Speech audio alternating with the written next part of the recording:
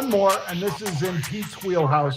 This is a company that primarily, Pete, works on generic pharmaceuticals. It's an Israeli company known as Teva Pharmaceutical, T-E-V-A.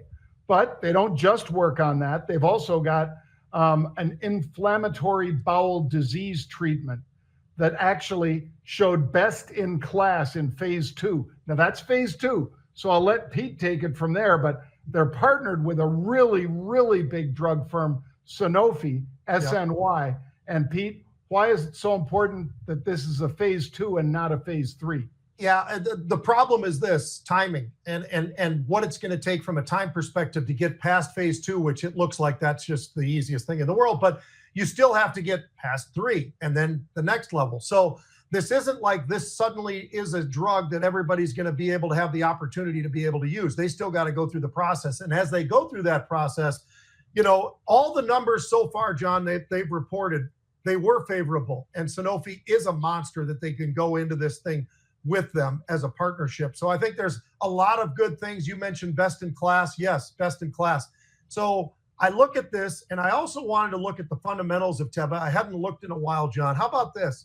They've got a PE, price to earnings. They've got a PE in single digits. It's a 6. Their most recent, the most recent earnings that they put out there, they absolutely crushed it on the earnings side. They crushed it on the revenue side. They did everything they needed to do. This is a company that seems to be moving in the right direction, and I think it's one that definitely we should keep a track on, especially because of the fact that right now, John, it's at the highest levels that it's been since all the way back to 2018.